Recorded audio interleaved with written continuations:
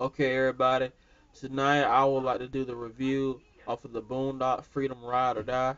I can say that this episode provides a lot of racism.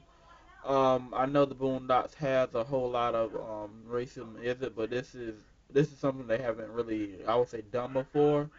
I like to say I like that even though Aaron McGruder is gone, they trying something new, something different.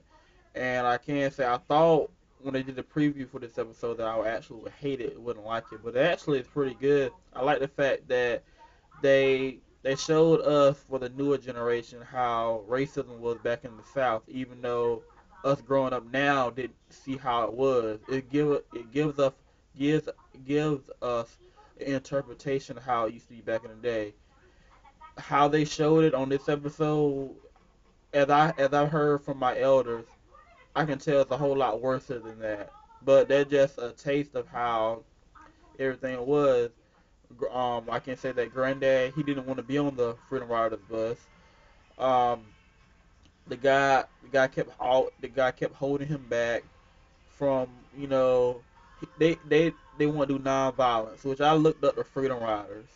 That's what they're about. Nonviolence.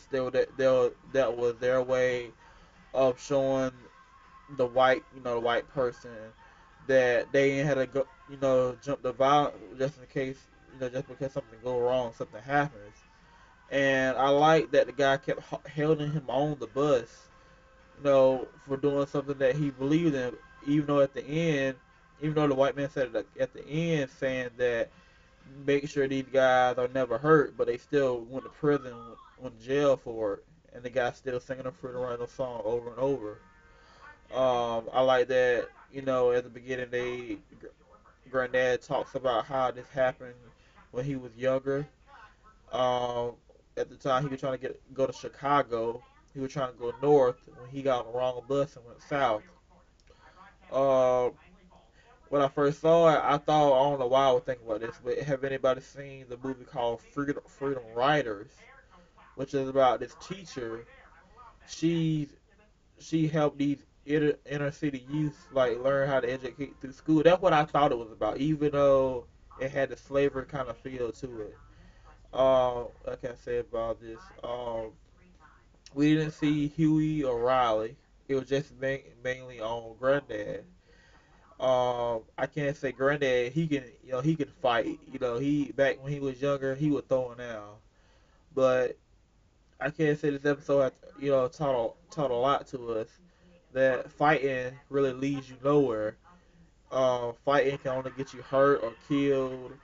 You know, it's pointless if you can prove a point by not jumping into conclusions to fighting. It's okay. Uh, I made sure I saw the preview for the following episode about Granddad dates a Kardashian. I can't say that's gonna be kind of silly or funny about a big booty and like it's being fake. I gotta see how that's gonna be. I want to see which Kardashian is it? Chloe, Kim, Courtney. I just want to see how that's gonna work. Um, that's I think that's about all I can say about it. Besides being about the South, about Granddad and his fellow freedom riders talking about how that day happened, how it started. Just for everybody to know, for Granddad, it was an accident.